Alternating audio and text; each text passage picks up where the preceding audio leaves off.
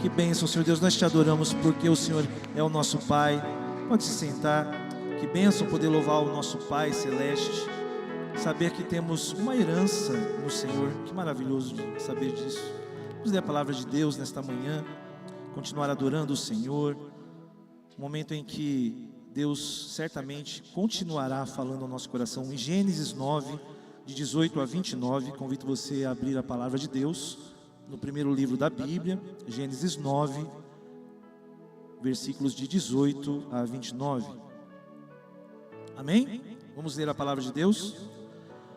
Os filhos de Noé, que saíram da arca, foram Sem, Cã e Jafé. Cã é o pai de Canaã.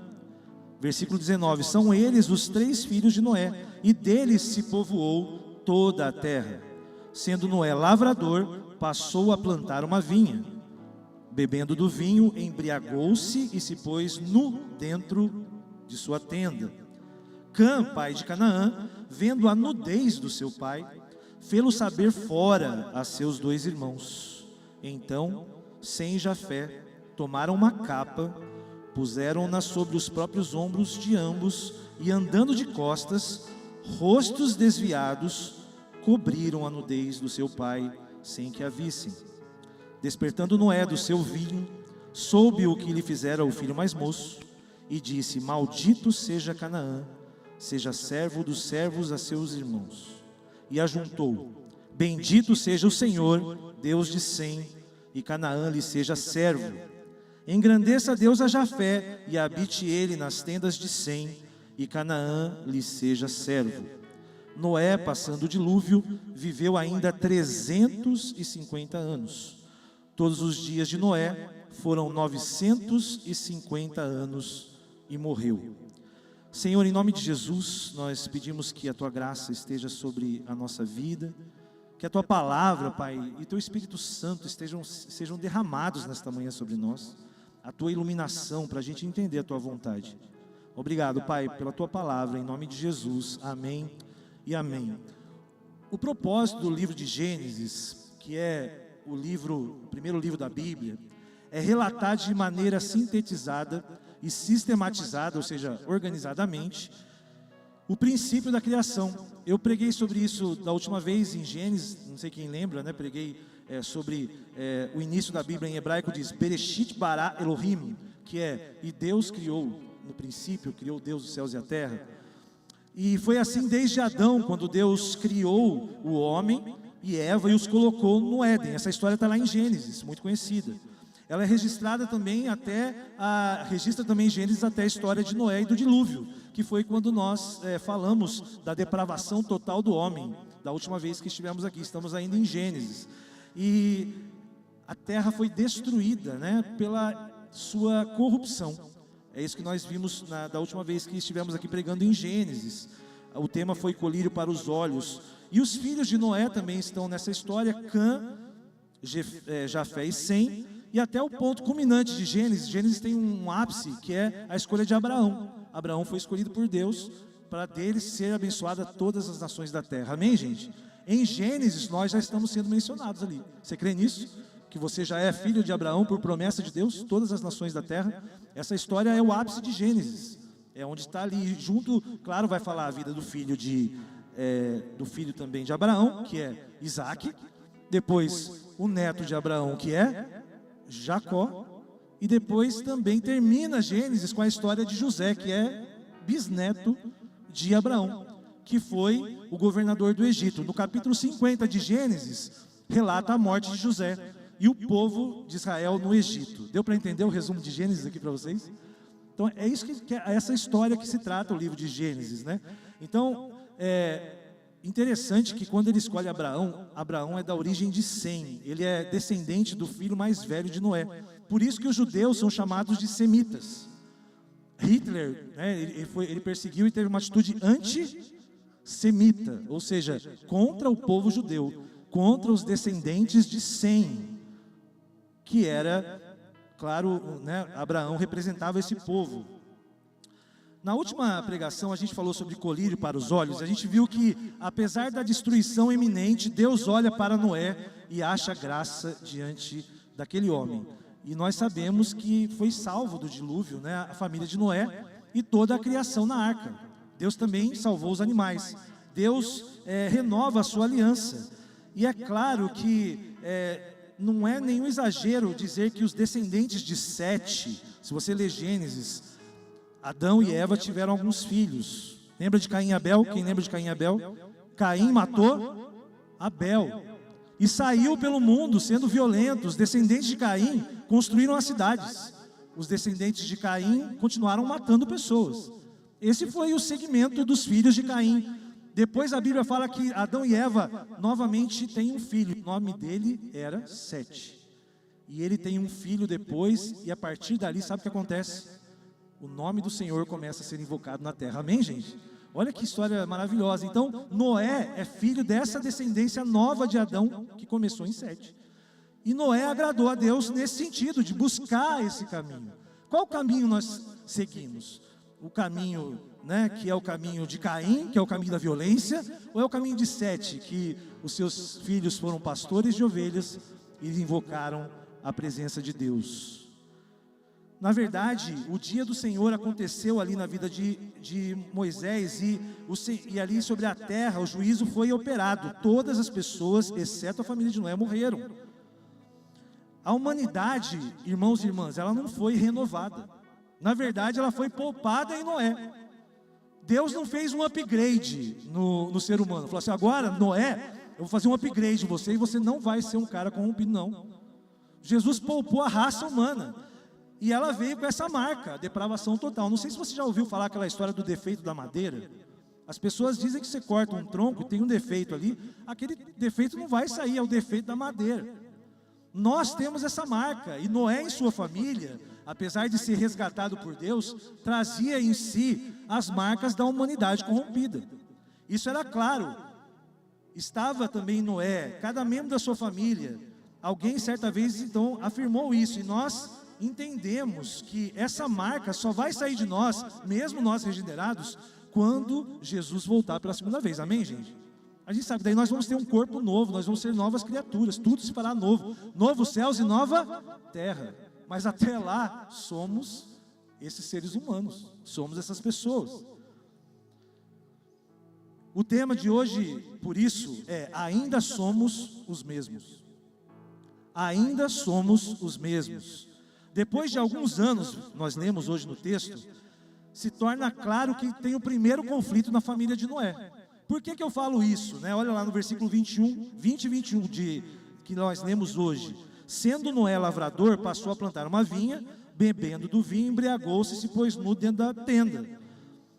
E eu disse há alguns anos, porque, gente, nós lemos um versículo da Bíblia e a gente acha que tudo acontece assim. Mas uma videira não produz uva para se fazer vinho tão rápido. Na verdade, passaram-se muitos anos. A gente andou pesquisando aí à tarde, sabia que demora uns 5 anos para uma videira começar a produzir, para poder fazer o vinho. Então esse versículo que nós lemos aqui, corresponde a 5 anos quase, da existência lá de Noé depois do dilúvio. E nesses 5 anos, eu tenho certeza, se você tem família como a minha, nós temos problemas. Vocês estão comigo? Esse daqui não foi o único problema da família de Noé, com certeza. Foi o mais grave, por isso que ele está na Bíblia. Mas certamente, alguém brigou, Noé brigou com a esposa, um neto fez uma traquinagem. 5 anos, porque o ser humano é assim, as famílias são assim. As famílias são conflituosas, nós temos problemas e dificuldades. A verdade é que essa história é grave, por isso ela está na Bíblia. Não tem todas as histórias da família de Noé na Bíblia, mas tem essa, que é importante. A gente precisa atentar por isso. Então, o pai estava bêbado, olha só que situação, bebe, depois de alguns anos, faz, né, planta a uva, vai fazer o quê? Vinho. E ele toma esse vinho, fica embriagado e fica lá sem roupa dentro da tenda. Gente, naquela época a tenda é a casa da pessoa. Sabe aquela história? O que acontece na tenda, fica na tenda? Sabe, tipo, sabe essa história aí? Essa história não devia sair da tenda, devia ficar ali naquela história ali de Noé. E o que aconteceu com o filho mais novo, que é o Cã? Não é o Cão, tá, gente? Não confunde, é Cã o nome dele. Ele é descendente de Canaã. Sabe o que ele fez? Está dizendo aqui que ele levou para fora essa história, ou seja, ele saiu espalhando. Ixi, o velho tá bêbado, sem roupa, lá dentro, coisa horrível, deve ter falado isso. Um velho de 600 anos, né, gente? Você imagina a situação de Noé, mas era para ficar dentro da tenda. E aquele garoto não se conteve, e ele acabou espalhando isso. Ele falou sobre a intimidade do pai, isso não era permitido naquela época. Ele devia ter respeitado Noé. Ele sabia que não podia fazer isso com seu pai. Aquela época era uma sociedade um pouco mais machista que a nossa, sabia, gente? As pessoas eram mais brutas. É só você lembrar do seu avô, do seu bisavô, como é que ele tratava as coisas. Era só no olhar, você já sabia, né? Sabe aquele olhar que as pessoas já olham e falam, opa, é para parar o assunto. É assim, não é assim?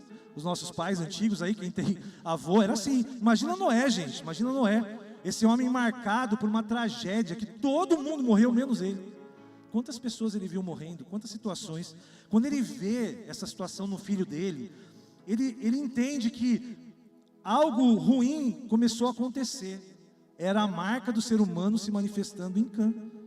Ele estava sendo desrespeitoso contra a autoridade, rebelde.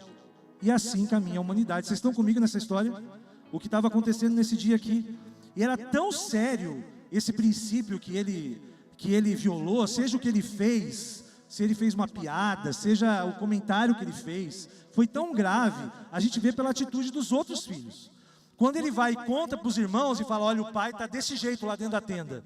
Olha no versículo 23, olha bem o que eles fizeram. Então, sem Jafé, tomaram uma capa, vai vendo, ó, tomou uma capa, foi andando aqui, ele diz assim, olha, puseram-no sobre os ombros, ambos andando de costas, com a cara virada, cobriram a nudez do seu pai sem ver. Deu para entender a seriedade da coisa pela atitude dos outros filhos? Isso era um princípio daquela época, e o irmão deles foi e levou na brincadeira. Olha o que eles fizeram, o cuidado que eles tiveram, o respeito que eles tiveram com o pai dele. Era uma coisa séria por causa dessa atitude aí, porque a gente viu que essas coisas não deviam ser. Então, quando Noé acorda, né, dessa verdade, dessa situação que aconteceu, ele pega e toma uma atitude muito drástica. Alguém aqui já assistiu o filme Noé? Fizeram uma produção do filme Noé. É um filme interessante para se assistir. Muita gente criticou esse filme, né, de Noé, porque tinha algumas coisas que não estavam na Bíblia. Mas, gente, nem tudo está na Bíblia. E eles inventaram algumas coisas ali para ter aventura, você entendeu? Na minha opinião, é para ficar um enredo de um filme. Mas eu percebo em Noé, nesse filme, algumas coisas muito importantes que esse filme passou para as pessoas. Primeiro, o relacionamento de Noé com Deus. Parece ele falando com Deus, isso é muito importante, né? Noé falava com Deus, orava. Dava para você ver o filho mais velho respeitando mais Noé, se você assistiu o filho, você vê que o filho dele, né, e Cã, né, que era o caçula, você vê que ele era mais rebelde. Eles mostraram isso. Algumas coisas acontecem, os roteiristas só colocaram um pouco de aventura nisso tudo, né? Mas o relacionamento de Noé era bem claro. Isso a gente pode perceber. E só não passa o conflito quem não tem família, porque as famílias são assim. Que triste é uma pessoa que é órfã, que triste é uma pessoa que não tem um parente vivo. Não é triste isso, você não tem uma família? Agora, tendo família, nós temos conflitos. A Elis Regina, há um tempo atrás, fez uma música dizendo, ainda somos os mesmos e vivemos como os nossos pais. Já ouviu essa frase?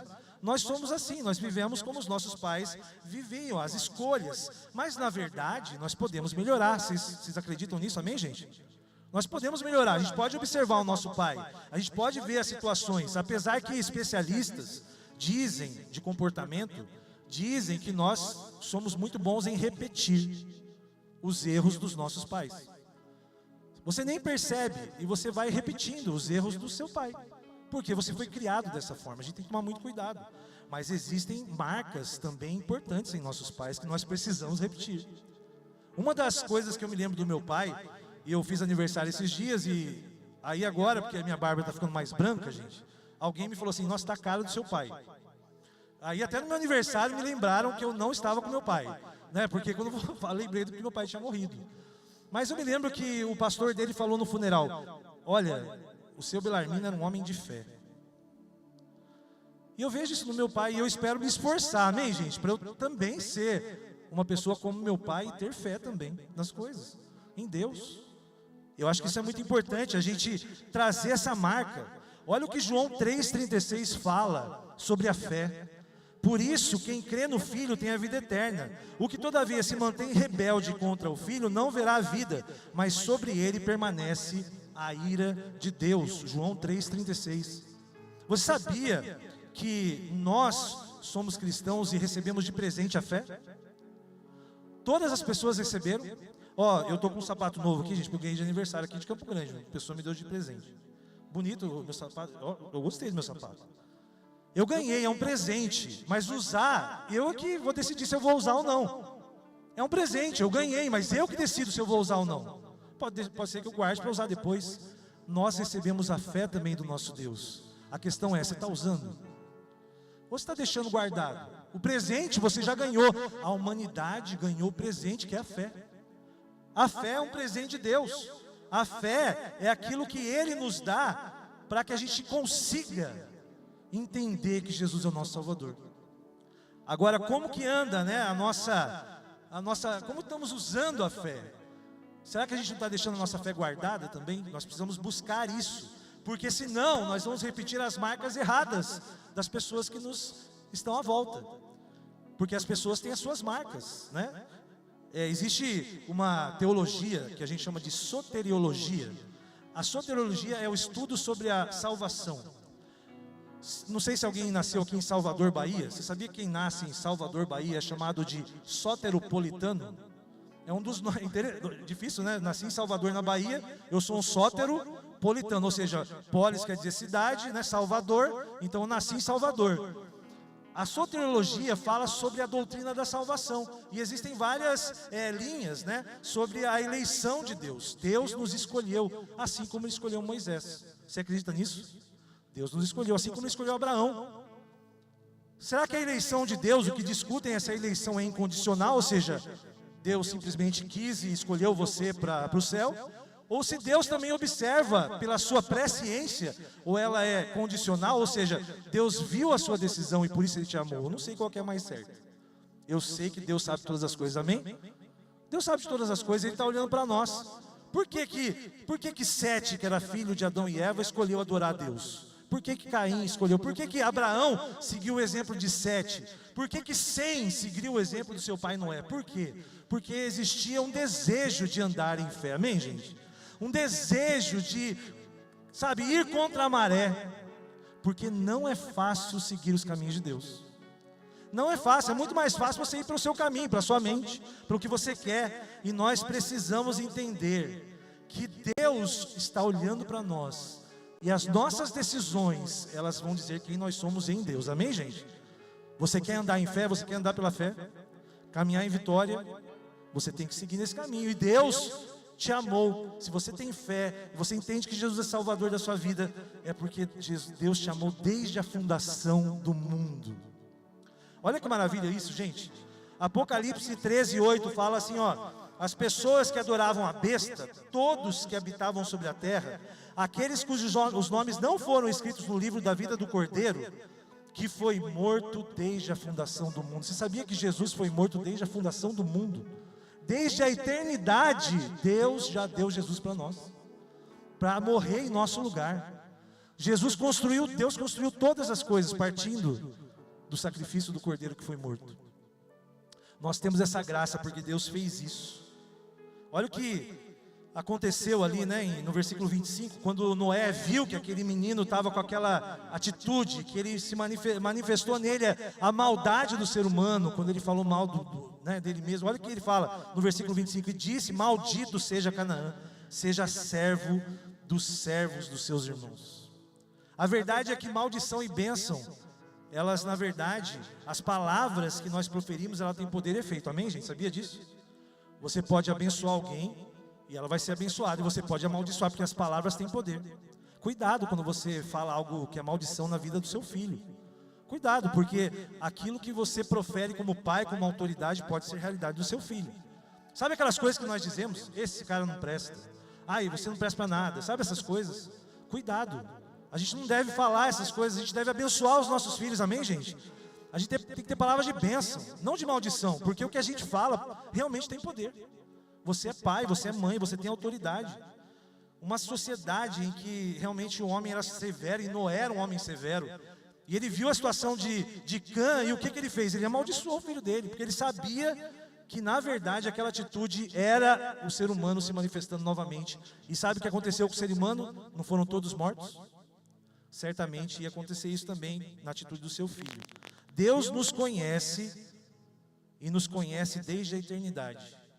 Se Noé, que era pai, conhecia Cã, imagina Deus como ele não conhece você e eu. Deus conhece a gente. Mas como Deus foi misericordioso com Noé, amaldiçoou o mundo, mas abençoou também Noé, escolhe abençoar um dos seus filhos. E ele diz no versículo 26, e juntou: bendito seja o Senhor, Deus de Sem, e Canaã seja o seu servo. Sabia que isso é a graça de Deus na vida de Noé? Abençoando o seu filho. Noé se encanta com seu filho, ele abençoa o seu filho. E ele sabia que também Sem era uma pessoa falha, com certeza. Mas ele buscava trilhar os passos dele. Noé viu, quando ele disse assim, olha, bendito seja o Deus de Sem, ele fala, olha, meu filho está seguindo meu Deus. Amém, gente? Minha oração nesta manhã é que os seus filhos e filhas sigam o seu Deus. Amém, gente? Sabe, que você abençoe para que isso aconteça. Esse é o Deus de Sem. Se Noé, mesmo sendo falho, como pai, sabia, né, quais era o destino dos seus filhos, quanto mais Deus, ele sabe o destino de você e o meu destino. Deus quer te abençoar nessa manhã. Eu creio nisso, Ele olha para nós e está olhando, e eu creio que nós estamos indo e conhecendo e agindo de forma graciosa conosco, porque Deus nos ama desde a eternidade. Deus nos ama desde a eternidade. Você crê nisso, gente? Que Deus te ama desde a eternidade, Ele decidiu, né, preservar essas pessoas como eu e você. Então que seja assim na sua vida. Nenhum dos irmãos de Cã, nenhum dos irmãos se defendeu, né, aquela maldição. Você viu alguém defender Cã nessa história? Os irmãos ficaram quietos. Ninguém teve coragem de interferir na bênção de Noé. Eu não sei se você tem irmãos mais novos ou mais velhos.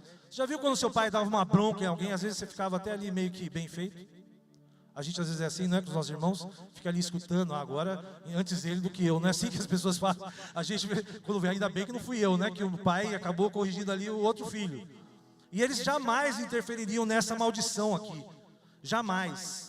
Jamais eles entenderam que ele não ia entrar nessa briga, não. Mas eu vou dizer uma verdade nessa manhã, e eu estou partindo para o encerramento, e eu creio nessa verdade. Nós temos um irmão mais velho diferente dos irmãos de Cã. Nós temos um irmão mais velho que é Jesus. Ele tomou as nossas dores. Jesus defendeu nós que já estávamos condenados. Nós que já estamos amaldiçoados. Jesus, ele falou, não, eu sou o filho mais velho. Isso vai recair sobre mim. Que coisa maravilhosa saber que Cristo fez isso. Olha Gálatas 3,13. Cristo nos resgatou da maldição da lei, fazendo-se Ele próprio maldição em nosso lugar. Porque está escrito, maldito todo aquele que for pendurado no madeiro. Jesus se fez maldição por mim e por você. A maldição que estava sobre nós, como aquela que estava sobre Cã, ela foi tirada, substituída por Jesus. Não é maravilhoso isso? Saber que Jesus é o nosso irmão mais velho, esse evangelho cheio de graça e de sacrifício que nos alcança em nossa humanidade caída, deve trazer algo de prático nos nossos dias. O que nós devemos fazer com isso? Sabendo que Jesus se fez condenação por nós. Primeira coisa, nós temos que amar a nossa família. Nós temos que procurar resolver os conflitos da nossa família. Porque Deus nos dá condições em Cristo de termos uma família abençoada. Nós, como cônjuges, temos que amar a nossa esposa assim como Cristo amou a sua igreja. Se você amar a sua esposa como Cristo amou a igreja, claro que ela vai ser submissa a você. Não é assim, Wellington? Se você faz isso, não é fácil ser submisso a um homem que te ama e que dá a vida por você. Deus nos ensina a fazermos isso pela nossa esposa. Deus nos ensina a abençoarmos os nossos filhos, a ensinarmos a eles a obediência. E vocês, filhos, devem obedecer os seus pais, diferente do que aconteceu nessa história. Porque nós estamos olhando para Jesus. Jesus levou a nossa maldição. Cristo ama a sua igreja de maneira maravilhosa. E a questão aqui também extrapola os nossos filhos. Nós temos que olhar para as gerações, amém, gente? Sabe, as gerações da igreja, as crianças, os adolescentes, os jovens, a gente precisa abençoar essa geração, para que essa geração seja abençoada. Sabe por quê? Porque Deus abençoa até a 1000ª geração dos que o buscam. Amém, gente? Olha isso daqui, o que é para a sua vida nesta manhã. Deuteronômio 7:9. Saberás, pois, que o Senhor teu Deus é Deus, o Deus fiel, que guarda a aliança e a misericórdia até 1000 gerações aos que o amam e cumprem os seus mandamentos. Aleluia! Deus quer abençoar as gerações dos seus filhos e filhas. É isso que Ele está falando aqui nesta manhã. E essa questão é que a gente deve buscar a Deus, e nós devemos imitar o que é de bom nos nossos pais, naqueles que nos ensinam, nossos pastores, a fé. Você que tem fé no Senhor Jesus, fique de pé nessa manhã.